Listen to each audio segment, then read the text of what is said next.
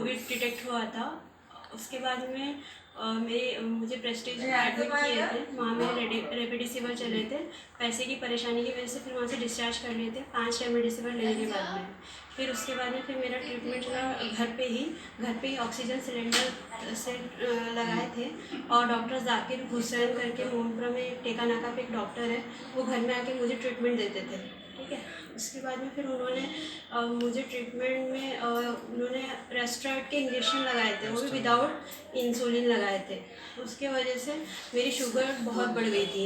उसके पहले मुझे प्रेस्टीज हॉस्पिटल में 5 रेमडेसिविर के इंजेक्शन लगे थे। घर में ही डॉक्टर जाकिर हुसैन ने मेरा ट्रीटमेंट किए थे, जो ट्रीटमेंट 4 से 5 दिन चला। उसमें मुझे उन्होंने घर पे स्लाइन वगैरह दी, क्योंकि मुझे चेहरे के लेफ्ट हिस्से पे नहीं तब स्टार्ट नहीं हुआ था, मतलब उसके बाद में मेरा रेस्टोरेंट के इंजेक्शन वगैरह लगे। उसके वजह से मेरी इंसुलिन बहुत बढ़ गई। मैं दिन भर सोती थी, सिर्फ सोती थी। मुझे पता नहीं था कि मेरा शुगर लेवल इतना बढ़ चुका है करके। इंसुलिन विदाउट इंसुलिन रेस्टोरेंट के इंजेक्शन लगने की वजह से शुगर लेवल बढ़ गया था। शुगर लेवल 400-500 के भी ऊपर चले गया था। फिर उसके बाद में 20 मई को मुझे और तब तक ही मेरा ऑक्सीजन सिलेंडर चल रहा था, मतलब ऑक्सीजन पे थी मैं। घर पे ही सिलेंडर वगैरह अरेंजमेंट किए थे, क्योंकि इतने पैसे नहीं थे कि हम हॉस्पिटलाइज हो सके या हॉस्पिटल में एडमिट हो सके। 20 मई से मुझे मेरी आँख की लेफ्ट आइज़ की पुतली गिरना शुरू हो गई, जिसकी वजह से मेरी आँख पूरी सूज गई थी और बंद हो गई थी। मेरी लेफ्ट आई सूज गई थी और बंद हो गई थी। और मेरे चेहरे का लेफ्ट हिस्सा पूरा दुख रहा था, पूरा लेफ्ट साइड मीन्स माथा, आईज, ये पूरा गाल का फेस, और ये लेफ्ट वाला जैसे कि तालू मुझे लग नहीं रहा था कि है भी कि नहीं है, क्योंकि कुछ फील ही नहीं हो रहा था वहाँ पे। और जो लिप्स है वो भी मैं फील नहीं कर पा रही थी, सिर्फ आधा लिप्स।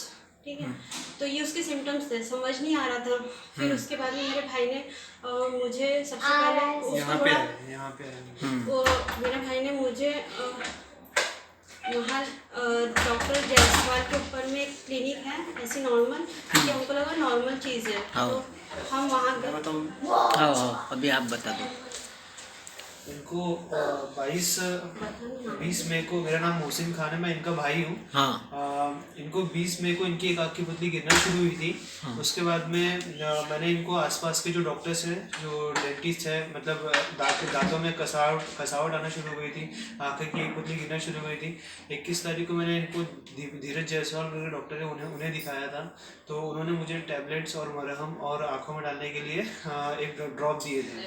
अब ड्रॉप देने के बाद में सेकेंड डे भी मैंने उनको फोटो भेजा इनकी, तो आँख की पुतली और नीचे गिर चुकी थी, जिसकी वजह से ये पता चला। फिर बाद में मुझे डाउट हुआ कि इसे फंगस तो नहीं है करके। उसके बाद में मैं 23 तारीख को मैंने गोंडवाना स्क्वायर पे एक सूरज आई केयर क्लिनिक में दिखाया। 24 तारीख को मैंने सर के पास लाया, लेकिन मेरे को पहले बिलीव नहीं हो रहा था, लेकिन मैंने सर के पास में आया। कौन से सर के पास? सर के पास में ही आया था उनका नाम? हाँ। फिर उसके बाद में इनकी प्रकाश विश्वकर्मा सर के पास में आया मैं, लेकिन स्टार्टिंग में मुझे बिलीव नहीं हुआ ये सब चीज़ों पे। उसके बाद में फिर मैंने इसको लिया कर, मेरे को ऐसा लगा ज़्यादा बढ़ रहा है करके, तो ऑपरेशन हुए इसके मेयो में। मैंने 24 मई को एडमिट करवाया, 31 मई को इसका ऑपरेशन हुआ। बहुत एम्फोटेरेसिन बी के इंजेक्शन चले वहाँ पे। 18 जून को वहाँ से डिस्चार्ज हुआ। वो प्रॉब्लम ख़त्म नहीं हुई, वो प्रॉब्लम बढ़ते ही जा रहा था। फिर इसको यहाँ पे दर्द शुरू हुआ, दांतों में दर्द शुरू हुआ।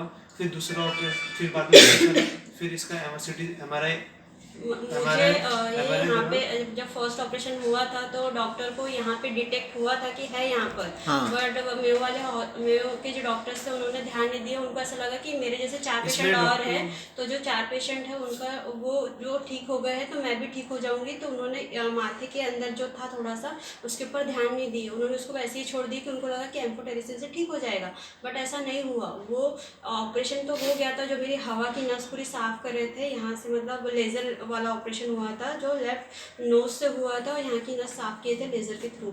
उसके बाद में फिर जो थोड़ा सा माथे में दिख रहा था वो बढ़ रहा था और हमको पता नहीं चल रहा था। लेकिन मेरे एंडोस्कोप भी चल रही थी, मेयो में हर हफ्ते जाना पड़ता था, तो उसमें नाक क्लीन करते हैं। डॉक्टरों की वहाँ पे मेयो में डॉक्टर की लापरवाही भी हुई, जिसकी वजह से इनके MRI की निकलवाए, बाद में CT स्कैन निकलवाए, तो उसमें पता चला था मैनेजियल इन्हेंसमेंट करके कि ब्रेन की तरफ वो बढ़ रहा है करके, फंगस इन्फेक्शन। इन्फेक्शन। तो उसके बाद में फिर न्यूरो सर्जन्स के पास में जाके अपडेट लिया गया ओपीडी बेसिस पे।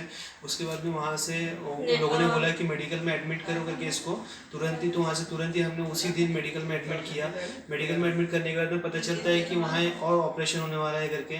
तो फिर वहाँ पे 27 जुलाई को ऑपरेशन शुरू हुआ। वहाँ पे 27 जुलाई को फिर से एक ऑपरेशन हुआ। तो उन्होंने यहाँ से कट करके, यहाँ से बायलेटरल फ्रंटल करके के दोनों साइड से कट करके यहाँ से फंगस क्लीन किया। लेकिन उन्होंने फिर भी गारंटी नहीं दी थी कि फंगस को हम निकाल पाएंगे करके। उसके बाद में मैंने ब्रेन की तरफ बढ़ते ही जा रहा था। मैं जब एमआरआई निकाल रहा था तब तक वो ब्रेन की तरफ बढ़ते ही जा रहा था। उसी बीच मैंने 25 जुलाई को दूसरे ऑपरेशन से पहले 25 जुलाई को सर की तरफ आया मैं फिर से। ये आपका एड्रेस किसने दिया? प्रकाश जी विश्वकर्मा, अफसर खान ने मुझे यहाँ का एड्रेस दिया था, अफसर भाई ने, और उनके थ्रू मैं यहाँ पे आया था। फिर से मैं यहाँ पे आया डबल से, और मैंने फिर से होम्योपैथी की दवा इनकी शुरू कराई। और कितने महीने लिए आपने? 25 जुलाई, अगस्त, सितंबर, अक्टूबर, नवंबर और अभी दिसंबर चालू है। अभी 6 महीने होते आ रहे हैं। तब से मैं हमारी जो दवा चल रही है आफरीन की, सर के पास से ही चल रही है। तो मेरा पूरा मेडिकल का ट्रीटमेंट प्लस सर की दवा से मेडिकल के ट्रीटमेंट को हमने रोक दिया था जब हमने सर की दवा स्टार्ट की। और 27 जुलाई के ऑपरेशन हुआ। उसके बाद में जुलाई, अगस्त में इनका डिस्चार्ज हुआ। 1 सितंबर को इनको डिस्चार्ज हुआ। लेकिन हमने हॉस्पिटल से ही इनकी दवा शुरू करवा दी थी। और हॉस्पिटल में मेरे तो अभी आपको क्या होम्योपैथिक दवा से कैसा लगा? अभी दवाई से माशाल्लाह मैं पहले से बहुत अच्छी हूँ, बहुत बेटर फील कर रही हूँ। कमजोरी वीकनेस थी वो भी चले गई। खाना नहीं खा सकती थी, एक रोटी आधी रोटी नहीं खा सकती थी। वेट घटकर 30 किलो कम हो गया था, जो आज रिकवरी पर है। और काफ़ी मतलब पहले मैं जैसी थी उससे बहुत, जैसे ऐसा लगता है जैसे ये सब कुछ हुआ ही नहीं है। और मैं वापस से मार्च फरवरी जैसे वो चल रहा है, ये सब ड्यूरेशन आया ही नहीं मेरी लाइफ में। इम्यून सिस्टम पूरा वीक हो चुका था, अभी रिकवर हो चुका है। यानी होम्योपैथिक दवा से आप एकदम ठीक हो गए? मैं ठीक हुई हूँ। डॉक्टर प्रकाश सर से मैं ठीक हुई हूँ। उन्होंने मेरा ट्रीटमेंट बहुत अच्छे से किए हैं।